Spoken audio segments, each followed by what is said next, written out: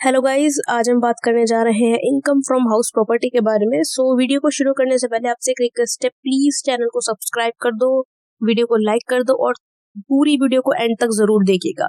So let's start. तो देखो, house property होती क्या है। प्रॉपर्टी कंसिस्ट इन बिल्डिंग और अपार्टमेंट थेरेटो। कोई भी ऐसी प्रॉपर्टी जिसमें कि हमारी बिल्डिंग बनी हुई है या फिर apartment thereto of which the SSC is owner, जिसका ओनर हमारा एसएससी है और जो बिल्डिंग हमारे बिजनेस के लिए काम में नहीं आ रही है वो हमारी हाउस प्रॉपर्टी कहलाएगी। अब मैंने यहाँ पर एक वर्ड का यूज किया था, बिल्डिंग अपार्टमेंट थेरेटो। तो ये अपार्टमेंट थेरेटो में कौन कौन सी बिल्डिंग्स आती है, जैसे कि हमारा बिल्डिंग के साथ प्लेग्राउंड भी होता है, कई बार कंपाउंड होता है, kitchen, garden, courtyard, garage, parking area. तो जो भी हमारा जो प्रॉपर्टी है हमारी बिल्डिंग के साथ, रेजिडेंशियल बिल्डिंग के साथ जुड़ी है, जिसके बिना हमारी रेजिडेंशियल बिल्डिंग अधूरी है, तब वो हमारी बिल्डिंग अपार्टमेंट थेरेटो में आती है। अब यहाँ पर कुछ कंडीशंस दे रखी है कि income from building allotted to staff employees will be income from business, कि अगर हमने अपने स्टाफ के एम्प्लॉयज को कोई बिल्डिंग रेंट पे दे रखी है तो उससे जितना भी हमारा किराया आ रहा है वो हमारा इनकम फ्रॉम बिजनेस होगा, ना कि income from house property. Same इसी तरीके से अगर हमारी कोई ऐसी बिल्डिंग है जिसको कि हमने पोस्ट ऑफिस या बैंक को ऑपरेट करने के लिए रेंट पे दे रखा है, तो उससे जो भी इनकम आ रही है वो भी हमारी इनकम फ्रॉम बिजनेस होगी। एंड द थर्ड इज कि अगर एसएससी कोई भी मशीन या प्लांट लेट आउट करता है, किराए पे देता है, और वो प्लांट एंड मशीनरी ऐसी है कि वो बिना बिल्डिंग के रेंट पे नहीं दी जा सकती, मींस कि मशीन के साथ साथ हमने बिल्डिंग भी रेंट पे दी है और उनकी जो कॉस्ट है वो इनसेपरेबल, अलग नहीं की जा सकती, तो वो भी इनकम फ्रॉम बिजनेस मानी जाएगी, ना कि income from house property. And अगर हमने हमारा बिजनेस ही पेइंग गेस्ट अकोमोडेशन, ऐसे होता है ना, लोग पीजी खोल लेते हैं और फिर रेंट पे देते हैं, तो उनका बिजनेस ही रेंट पे देना है, तो वो इनकम फ्रॉम बिजनेस होगी, इनकम फ्रॉम हाउस प्रॉपर्टी नहीं होगी। नेक्स्ट हम चलते हैं, SSC should be the owner. अब यहाँ पे सेकंड कंडीशन ये है कि इनकम फ्रॉम हाउस प्रॉपर्टी के हेड के अंदर इनकम टैक्स कौन देता है, हमारा एसएससी देता है। तो only owner of the property will be liable to pay tax under this head. जो ओनर होगा सिर्फ वही हमारा टैक्स पे करेगा और कोई टैक्स पे नहीं करेगा। अब ओनर कौन होगा, person in which whose name property is registered, जिसके नाम पे रजिस्ट्री है, या फिर अगर हमारी जो बिल्डिंग है वो मोर्गेज पे है तो जो मोर्गेजर विल बी ओनर, जिसने मोर्गेज पे दिया है, जिसने उसको रखा है मोर्गेज पे, वो ओनर कंसिडर किया जाएगा। और अगर सबलेटिंग का केस है तो वो इनकम फ्रॉम अदर सोर्सेज कहलाएगा। मतलब सबलेटिंग क्या होता है कि मैंने एक बिल्डिंग है, ठीक है, एक विला है, सपोज मैंने बोल दिया कपूर विला, ठीक है, ए का है वो कपूर विला, ए ने बी को किराए पे दे दिया और बी ने सी को किराए पे दे दिया, तो जो बी की जो इनकम है ना वो इनकम फ्रॉम हाउस प्रॉपर्टी नहीं है, वो इनकम फ्रॉम अदर सोर्सेज है, ठीक है। अब हम सेकंड अपना नेक्स्ट कॉन्सेप्ट पे चलते हैं, डीम्ड ओनर कौन होता है। कुछ चीजों में क्या होता है, ओनर स्पेसिफाई नहीं होता, तो कौन माना जाएगा ओनर। अगर इंडिविजुअल हु ट्रांसफर प्रॉपर्टी, अगर कोई बंदा अपनी प्रॉपर्टी को ट्रांसफर कर देता है और उसने अपनी वाइफ को, स्पाउस को, या फिर अगर एक लेडीज है तो उसने अगर हस्बैंड को अगर प्रॉपर्टी ट्रांसफर करी है, तो वो बंदा हुई उसका ओनर माना जाएगा तब तक जब तक वो डिवोर्स के सेटलमेंट के पेमेंट ना हो, ठीक है। या फिर अगर हमने विदाउट एनी कंसिडरेशन, बिना किसी पैसे के प्रॉपर्टी ट्रांसफर करी है, तो भी जो ट्रांसफरर है वही ओनर माना जाएगा।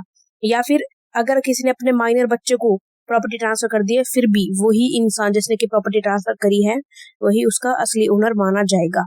अगर हमें जो प्रॉपर्टी है वो as an association of member की वजह से सोसाइटी के अंदर मिली है, तो कंपनी जो होगी वो उसकी रियल ओनर होगी, ना कि वो बंदा जिसे वो मिली है। नेक्स्ट आता है पर्सन हु रिटेन पोजेशन, जिसके पास पोजेशन राइट्स हैं, जिसके पास वहां रहने के, उस जगह को इस्तेमाल करने के राइट है, वही उसका असली ओनर कहलाता है। Next, person having lease rights, वो इंसान जिसके पास प्रॉपर्टी को लीज पे उठाने का राइट है वो उसका असली ओनर माना जाता है। And the last is, if person took land on lease, अगर एक इंसान ने लीज पर एक जमीन ले ली और उस पर अपना घर बना लिया, तो जो घर बनाया है उसका वो ओनर माना जाएगा, फिर चाहे लैंड उसका लीज पे हो या नहीं, उससे कोई फर्क नहीं पड़ता है। अब हम बात करते हैं यहाँ पर कुछ एग्जेम्पशंस के बारे में। तो देखो, एग्जेम्पशंस कौन कौन सी है इनकम फ्रॉम हाउस प्रॉपर्टी के केस में। फुल्ली एग्जेम्प्टेड इनकम, जिन पे भी हमें कोई टैक्स नहीं देना होता है। फार्म हाउस की इनकम पे, इंडिया के एक्स रूलर के किसी एक घर की इनकम पे, प्रॉपर्टी ऑफ, ये गवर्नमेंट की प्रॉपर्टी है, पॉलिटिकल पार्टी की प्रॉपर्टी है, हॉस्पिटल की प्रॉपर्टी है जो कि अपने सोसाइटी के भले के लिए चल रहे हैं, यूनिवर्सिटी जो कि गवर्नमेंट यूनिवर्सिटी है, मींस टू से नॉन प्रॉफिट यूनिवर्सिटी है, साइंटिफिक रिसर्च डिपार्टमेंट की बिल्डिंग, ट्रेड यूनियन की बिल्डिंग, सेल्फ ऑक्यूपाइड हाउस, मतलब जिसमें एसएससी खुद रहता है, property use for business purpose, वो प्रॉपर्टी जो कि बिजनेस पर्पस के लिए यूज की जाती है, ये फुल्ली एग्जेम्प्टेड इनकम्स होती है, इन पर कोई टैक्स नहीं देना होता है। अब डिडक्टेबल इनकम, जिन पे भी हमें बाद में छूट मिल जाती है। Income from cooperative society from letting store house और warehouse for storing, commodities mean for sale. अगर हम कोई हमको सामान बेचते हैं और उस सामान को हम किसी भी कोऑपरेटिव सोसाइटी के स्टोर हाउस या वेयर हाउस में रखते हैं तो उसका जो इनकम होता है वो डिडक्ट हो जाता है, उसको कोई टैक्स नहीं देना पड़ता। या फिर कोऑपरेटिव सोसाइटी की वो इनकम जिसकी की इनकम जो है 20,000 रुपए से कम है तो वो भी हमारी डिडक्ट हो जाती है, कोई टैक्स नहीं देना पड़ता।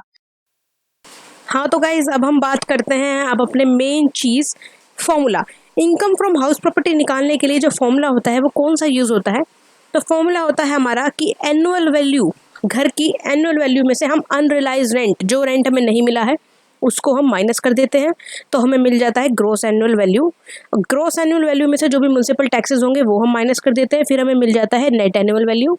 नेट एनुअल वैल्यू में से अगर हम अब जो भी डिडक्शन मिल रहे हैं हमें सेक्शन 24 के अंडर, जो कि 30% ऑफ द अमाउंट होता है, वो डिडक्ट कर देंगे। और उसमें से जो अगर हमने घर जो है बोरोड लोन लेके बनाया है, बोरोड फंड से बनाया है, तो उसका जो इंटरेस्ट है वो भी माइनस कर देंगे, तो हमें मिल जाता है अपना net income from housing property.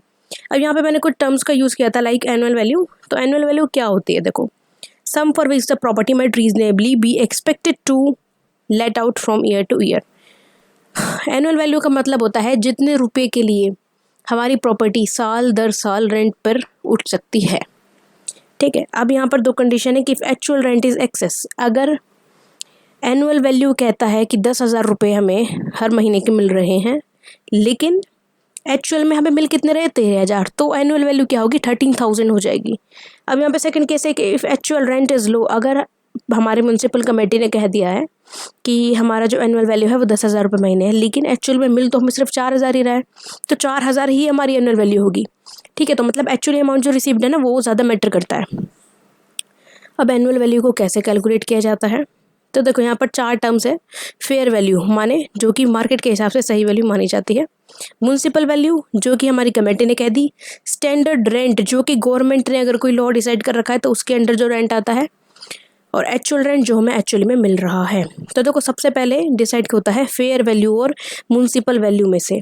Fair value और म्युनिसिपल वैल्यू में से जो ज़्यादा होता है वो हमारा एनुअल वैल्यू बन जाता है।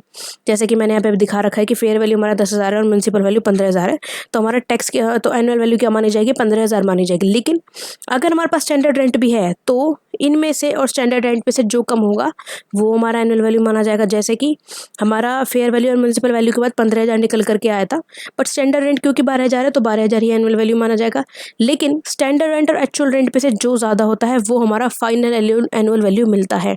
जैसे कि अगर स्टैंडर्ड रेंट 12,000 है और एक्चुअल रेंट 18,000 है तो हमारा जो एक्चुअल रेंट है 18,000 वो कंसिडर किया जाएगा। ठीक है, thank you so much guys, hope आपको पूरी वीडियो समझ में आ गई होगी। प्लीज़ सब्सक्राइब कर देना चैनल एंड कमेंट डाउन करके बताना आप क्या बोल रहे हैं।